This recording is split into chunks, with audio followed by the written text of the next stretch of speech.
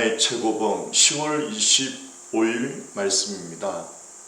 제목은 하나님의 목적과 소명대로. 본문 말씀은 고린도전서 9장 22절입니다. 다 같이 읽겠습니다. 약한 자들에게는 내가 약한 자와 같이 된 것은 약한 자들을 얻고자 함이요, 여러 사람에게 내가 여러 모양이 된 것은 아무쪼록 몇몇 사람들을 구원코자 함이니, 내가 복음을 위하여 모든 것을 행함은 복음에 참여하고자 함이라. 운동장에서 다름질하는 자들이 다 달아날지라도 오직 상 얻는 자는 하나인 줄을 너희가 알지 못하느냐. 너희도 얻도록 이와 같이 다름질하라. 이기기를 다투는 자마다 모든 일에 절제하나니, 저희는 썩을 면류관을 얻고자 하되 우리는 썩지 아니할 것을 얻고자 하노라. 그러므로 내가 다름질하기를 향방 없는 것 같이 아니하고 싸우기를 허공을 치는 것 같이 아니하여 내가 내 몸을 쳐 복종하게 함은 내가 남에게 전파한 후에 자기가 도리어 버림이 될까 두려워함이로라. 아멘. 오늘 말씀은 고린도전서 9장 22절에서 27절까지 제가 읽어드렸습니다. 하나님의 목적과 소명대로, 이런 말씀으로 은혜를 나누고자 합니다. 그리스도인 일꾼은 하찮은 일들 가운데서도 하나님의 고결한 사람이 되는 법을 배워야 합니다. 그리스도인 일꾼은 하찮은 일들 가운데서도 하나님의 고결한 사람이 되는 법을 배워야 합니다. 실제적으로 그리스도인답게 살아가라는 말이죠. 예배당에 와서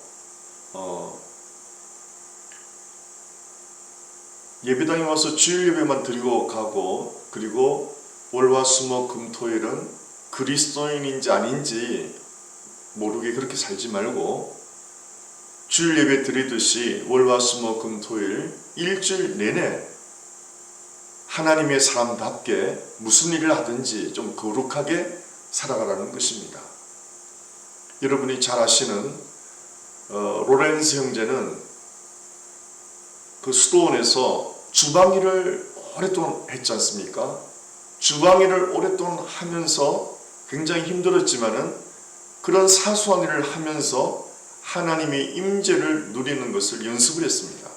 그래서 그는 결국 그 수도원의 모든 동료들에게 인정받아서 수도원 원장까지 하게 되는 그런 훌륭한 인격자였는데요. 그렇습니다. 우리가 예배 시간에만 크리스찬이고 예배 밖에서는 크리스찬이 아니라면은 이것은 설익은 크리스찬이라고 할 수 있겠습니다. 모든 일 가운데 우리가 일주일 내내 마찬가지지만은 식사를 할 때나 뭘 하든지, 물건을 살 때나, 물건 살 때 보면 저 사람 크리스찬 같지가 않다. 식당에서 종업원들한테 한 거 보면은 크리스찬 같지가 않아. 운전하는 모습을 보면 크리스찬 같지가 않아. 그렇지 않습니까, 여러분? 무엇을 하든지 참 하나님의 사람답다, 이런 말을 들어야 우리가 진짜 크리스찬이라고 하는 것입니다. 내가 다른 곳에 있었더라면 얼마나 좋았을까라고 탄식하지 마십시오. 이것은 사역자 분들한테 먼저 한번 적용을 해보겠습니다.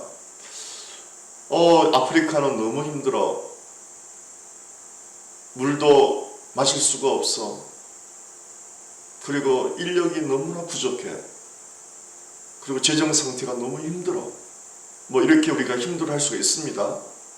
또 이민교회에서도 이민교회는 작은 교회가 너무 힘들어. 인력이 정말 없어. 주일학교 선생조차 없으니 주일 학생들을 올 수가 없어. 너무 힘들어. 여러 가지 여러분 이유가 있고 여러 가지 우리가 어려운 점 있지 않겠습니까? 그래서 나는 좀 이런 곳에 있었으면은 나는 좀 저런 곳에서 사역을 하였으면은 라고 탄식하지 말라는 겁니다.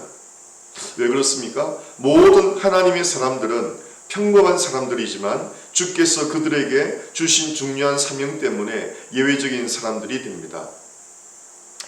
우리가 하나님의 일꾼으로 부름받았다고 특별한 사람들은 아닙니다. 그저 은혜를 많이 입은 사람이라고 보면 됩니다. 하나님은 죄가 많은 곳에 은혜를 더하신다 하셨는데 주의종이 되었다고 해서 특별한 사람도 아니고 특별히 더 거룩한 사람도 아닙니다. 하나님께서 택하여 주셔서 너는 나의 일꾼이 되어라 라고 콜링하셨기 때문에 우리가 그 부르심에 순종해 나가는데, 순종해 나가지만은 환경이 힘들 때가 많이 있고 이것이 1년, 2년이 아니고 10년, 20년, 30년이 될 때도 많이 있습니다. 모세는 40년 동안 광야에서 훈련을 받았습니다. 그와 같이 하나님의 사람으로 부르심 받았다고 환경이 좋아진다거나 특별히 그 사람이 거룩한 것이 아니고, 하나님은 아주 평범한 사람들을 부르셔서 그 하나님이 쓰시기 위하여 하나님의 특별한 사람으로 만들기 위하여 불도 통과하게 하고 물도 통과하게 하는 것입니다. 그래서 여러 가지 고난을 겪게 하는 것입니다. 우리의 지성으로 이 중요한 사명을 생각하지 않고 우리의 가슴으로 이 사명의 애착을 느끼지 않는다면 우리는 하나님 앞에서 쓸모없는 자로 밀려날 것입니다. 그래서 여러분, 하나님이 내게 주신 그 소명 가운데 내가 환경이 힘들다고 그걸 원망한다거나 하나님 앞에 불평을 한다면 우리는 하나님 앞에 더 이상 쓸모없는 그릇이 된다는 말씀입니다. 굉장히 무서운 말이죠. 스스로의 선택으로 하나님의 일꾼이 되는 것이 아닙니다. 굉장히 중요합니다. 내가 주의 일정 해봐야 되겠다라고 하는 분도 물론 있습니다. 그런데 사명을 이룰 수가 없습니다. 하나님이 부르신 사람들은 부족하고 연약하고 아주 모자라는 것 같지만은 하나님께서 친히 택하셨기 때문에 그분을 훈련해 나가십니다. 훈련해 나가서 너무나 평범한 사람인데 하나님이 쓰시기 합당한 그릇으로 조금씩 빚어가는 것입니다. 그래서 너희가 나를 택한 것이 아니요 내가 너희를 택하였다, 이 말씀이 굉장히 중요한 말씀입니다. 하나님이 택하였기 때문에 하나님이 책임진다는 뜻이죠. 우리가 선택했다면 우리가 실수했다고 말할 수 있습니다. 그러나 하나님이 선택한 것에 대해서는 실수가 없습니다. 하나님께서 친히 이루어 가시기 때문입니다. 스스로의 선택으로 하나님의 일꾼이 되는 것이 아닙니다. 많은 사람들이 자신의 뜻으로 주의 일꾼이 되려고 하지만 가장 중요한 하나님의 주권적인 은혜와 주님의 능하신 말씀이 그들에게 주어진 적이 없습니다. 많은 사람들이 스스로가 주의를 해보겠다고 나선 분이 많다고 합니다. 그러나 오스왈드 챔버스 목사님은 결코 주님은 그들을 부르신 적이 없다는 것입니다. 바울의 온 마음과 생각과 영혼은 예수 그리스도께서 이 땅에 오신 그 위대한 사명에 사로잡혔으며, 사도 바울이 핍박자 사울일 때는 살기가 등등했습니다. 열심히 특심했습니다. 물론 하나님께서 그 열심을 보시고 사용하시는데요, 잘못된 열심이었죠. 그러나 하나님께서 방향을 바꿔주시니까 제대로 열심을 내는 복음을 위해서, 은혜의 복음을 위해서 생명 바치는 사도 바울, 그는 사나 죽으나 주님의 것이라고 늘 고백했습니다. 내가 사는 것은 이제 내가 사는 것이 아니요 오직 주를 위해서 산다고 했습니다. 그리고 내가 이제부터는 그리스도와 그 십자가 외에는 전혀 알기를 원치 않는다고 했습니다. 그는 굉장히 공부를 많이 하는 사람입니다. 그러나 그 지식을 배수물로 여겼습니다. 왜냐하면 내 주 예수 그리스도와 십자가를 아는 그 지식이 가장 고상하다라고 고백했습니다.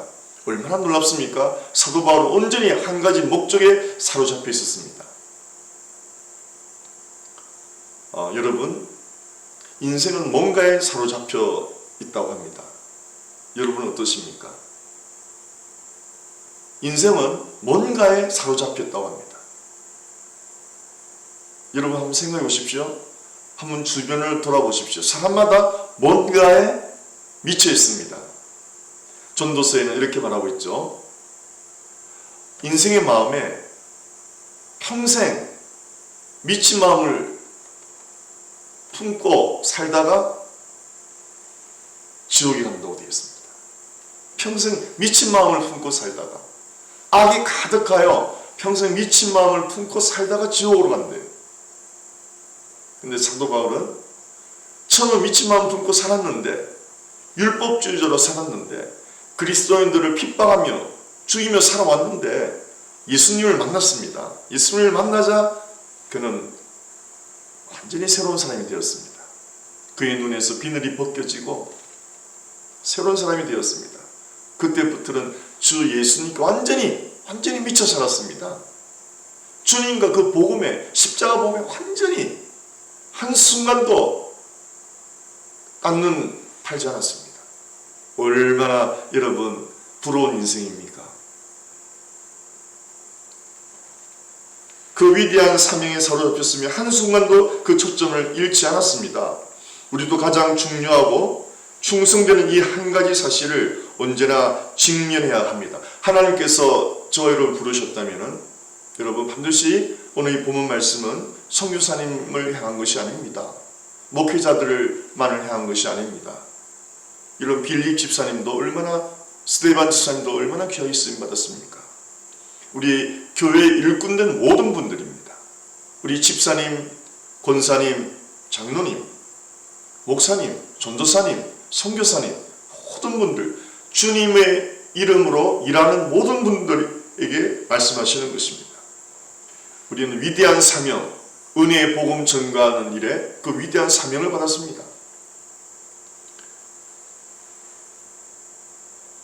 그 위대한 사명에 사로잡혔습니다. 한순간도 우리가 그 은혜의 복음을 전가하는 일에 생명을 다 바칠 것을 우리가 초점을 잃어서는 안 되겠습니다. 우리도 가장 중요하고 충성된 이 한 가지 사실을 언제나 직면해야 합니다. 바로 예수 그리스도와 그분의 십자가에 못 박히심입니다. 사도 바울이 여기에 빠졌습니다. 예수 그리스도와 그분의 십자가에 못 박히심, 이 한 가지 사실에 완전히 그는 미쳐 살았습니다. 다른 그 어떤 무엇도 들어오지를 못했습니다. 얼마나 여러분 복받은 인생입니까? 우리는 뭔가에 미쳐 살아야 됩니다. 예수 그리스도께 미치든지 아니면 세상에 미치든지 이 둘 중에 하나입니다. 나는 예수님께 조금 미치고요, 세상에도 조금 미쳐 있습니다. 그렇게 사는 분도 있습니다. 반만 미쳐 있는 거죠. 그러다 어느 한쪽으로 옮겨야 되는데 여러분 하루빨리 예수 그리스도께 온전히 우리가 사도 바울처럼 미치기를 사모합니다. 그것이 가장 복받은 인생입니다. 여러분, 사람이 뭔가에 미쳐 산다. 특별히 그 미쳐 사는 것에 대한 목적이 그리스도와 그의 은혜의 보험이라면 이 얼마나 가치 있는 인생입니까? 내가 너희를 택하여 세웠나니, 요한복음 15장 16절. 당신의 신조의 위대한 이 말씀을 두십시오. 무슨 말입니까? 내가 뭘 택했다면 이는 실수할 수가 있습니다. 그러나 우리의 사명은 주님이 우리를 택하셨다는 것입니다. 여러분 은혜로 구원 받으셨습니까? 그럼 여러분 택함 받으신 겁니다. 은혜로 구원 받았다면 우리는 그 은혜의 복음의 빚진 자가 되기 때문입니다. 이 은혜의 복음을 우리가 전하지 않으면 화가 있으리로다. 은혜의 복음으로 구원 받았습니까? 그럼 여러분 은혜의 복음의 빚진 자가 되는 것입니다. 내가 이 은혜의 복음을 전파하지 아니하면 내게 화가 있으리로다. 내가 불행한 사람이 되리로다. 나는 불행한 일생을 살게 되리로다. 이런 뜻이 되겠습니다.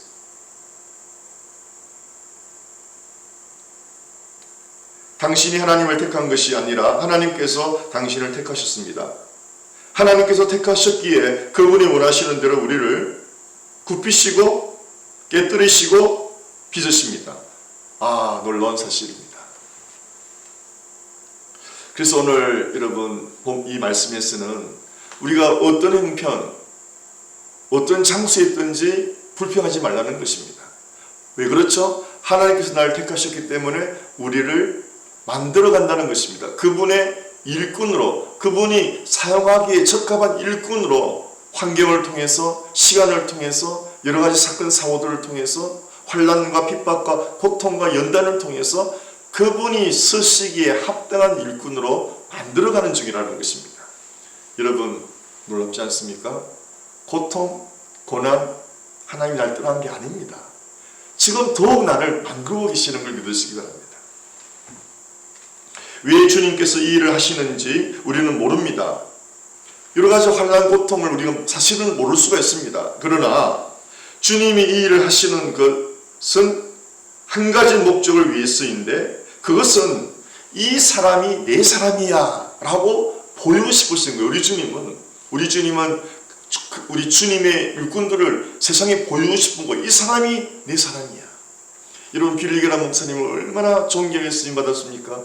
온 세상 사람들에게 주님이 보여줬습니다. 이 사람이 내 사람이야. 여러분 수많은 미국 대통령과 연계되어 있고 그분들을 상담해 주었고 그분들을 위해서 기도해 주었고 온 국민의 가슴속에 하나님이 귀한 일꾼이라는 것이 각인되어 있습니다. 전 세계 사람들에게. 왜 그렇죠 여러분? 그분은 천국 가시는 날까지 스캔들이 없었습니다. 부끄러운 일이 없었습니다. 하나님은 그렇게 만들기 위해서 우리를 연단하고 훈련해 나가시는 것입니다. 바로 이 사람이 내 사람이야. 바로 이 사람이 내 그릇이야. 근데 여러분 그 그릇이 부끄러운 일을 당한다든지 스캔들에 빠진다. 얼마나 하나님의 영광이 먹칠하는 것입니까? 우리는 여러분 함부로 쓰임받을 수가 없습니다. 주님께서 온전히 굽고 깨뜨리고 빚어가지고 그분이 쓰시기 합당한 그릇으로 바로 이 사람이 내 사람이야 라고 말하고 싶은 것입니다.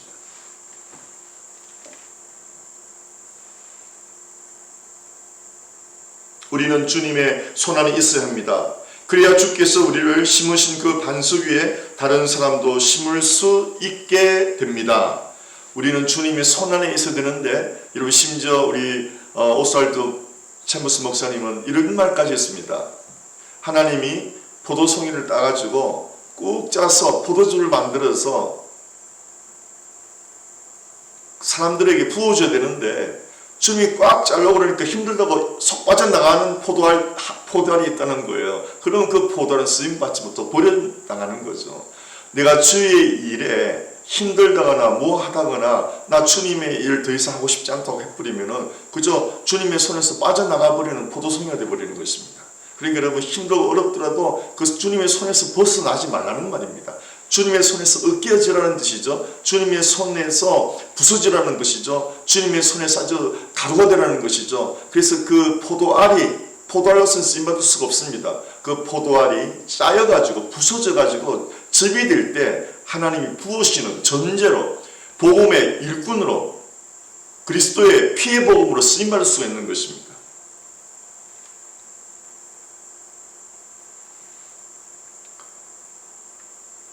일꾼이 되겠다고 선택하지 마십시오. 내가 선택하면은 왜 그렇죠 여러분? 이 고난과 역경을 도무지 감당할 수가 없습니다. 포기하게 됩니다. 일꾼이 되겠다고 선택하지 마십시오. 그러나 하나님께서 당신에게 주의 소명을 주셨다면은 당신은 자로나 우로 치우칠 경우 큰 진노가 임할 것입니다. 주님이 택하시는데 나 안 해요. 나 안 해 하고 빠져나간다면은 여러분 주님 부르셨는데 다른 길 가다가 얼마나 고통당하는 사람을 많이 봤습니까?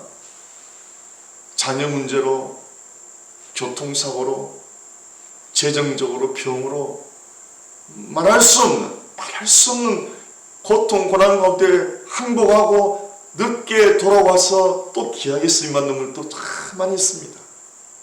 그러나 주님 앞에 사로잡혀서 정말 요동하지 않고 자로 치우치지 않고 꾸준히 쓰임받는 분들 얼마나 복인 줄 모릅니다. 여러분 교회 환경에 교회 사정에 여러분 너무 기죽거나 위축당하지 마십시오.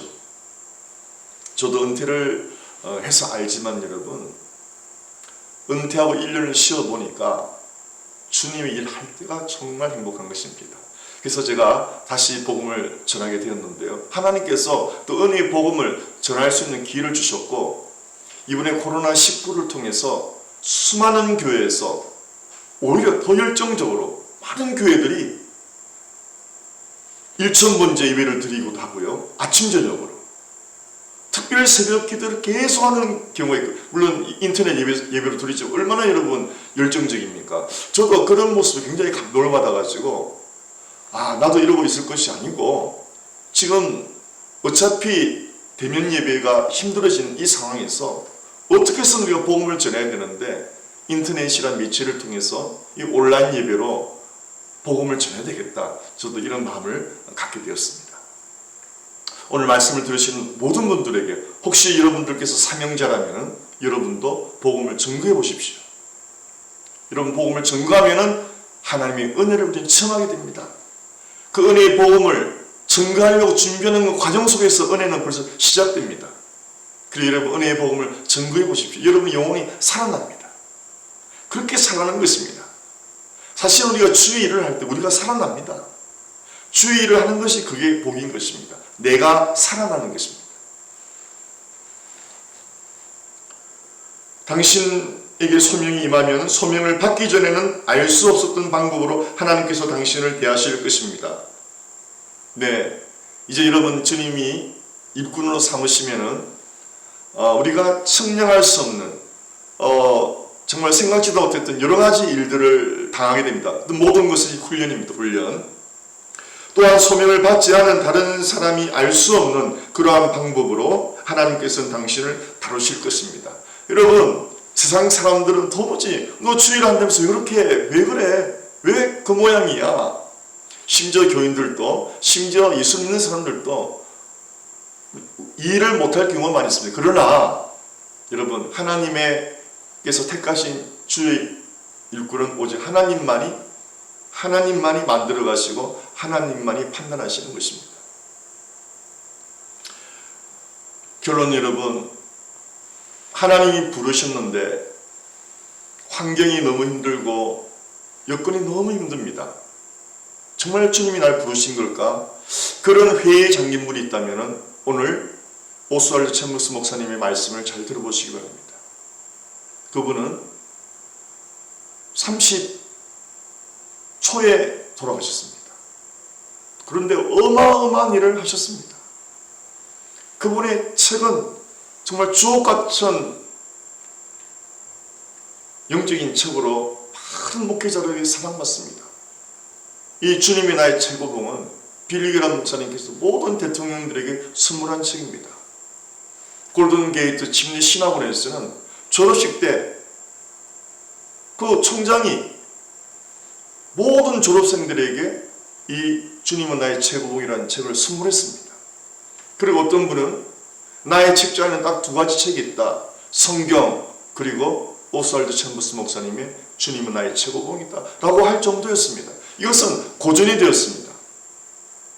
저 개인적으로도 저는 이 주님은 나의 최고봉을 거의 10년 가까이 묵상하고 살았는데요. 너무 이것은 나의 영혼을 살리고 내가 다운되었을 때, 낙심됐을 때 이걸 읽기만 해도 일으켜 세워줄 때가 너무 많았습니다. 그래서 저는 부족하지만 이 귀한 말씀을 지금 코로나19로 힘들어하는 우리 모두 위로와 격려와 복음의 열정을 회복하고자 이 말씀을 증거하게 되었습니다.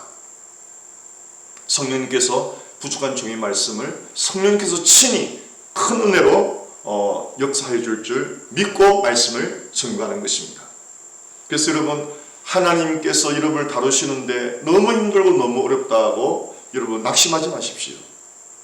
주님의 손 안에서 주님의 포도송이가 되어서 주님이 여러분을 짜고 있는 것입니다. 굉장히 힘들죠. 너무 고통이죠. 그러나 그 포도송에서 즙이 되어 나와야 됩니다. 그래야 주님이 설 수가 있기 때문입니다. 우리 주님이 친히 마른 빵이 되셨고 포도주가 되셨습니다. 십자가에서 으깨어졌습니다. 하나님의 손에 그 십자가에서 완전히 가루가 되셨습니다. 그래서 보혈을 흘리셔서 우리가 그 보혈로 말미암아 구원받게 된 것입니다. 그 주님을 증거하는 주의 일꾼들도 마찬가지입니다. 똑같은 과정입니다. 물론 똑같지는 않죠. 우리는 주님에 비하면 정말 비교도 안 되는 그런 것이죠. 그러니까 여러분, 우리는 주님이 당한 그 십자가의 그 고통, 고난은 아닐지라도 주님의 손에서 으깨어지는 고통, 가루가 되는 고통, 이 고통을 꼭 견뎌내셔서 주님의 귀한 복음 일꾼으로 쓰임받으시기를 축원합니다. 다른 사람이 알 수 없는 그러한 방법으로 하나님께서는 당신을 다루실 것입니다. 그분의 방법으로 당신을 다루도록 하십시오. 기도하겠습니다. 아버지 하나님 감사합니다. 오늘 10월 25일자 주님은 나의 제목은 하나님의 목적과 소명대로 주님의 손아귀에서 지금 훈련받고 있는 모든 주의 일꾼들, 주님의 손에서 지금 주님의 일꾼을 만들어가는 그 고통스러운 연단 과정에 있는 모든 주님의 일꾼들, 결코 그 주님의 손에서 빠져나오지 마시고 견디시기 바랍니다.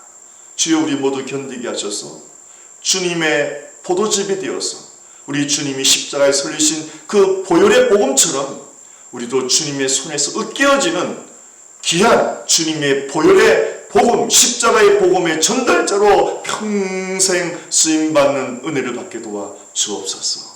예수님 이름으로 감사하며 기도합니다. 아멘.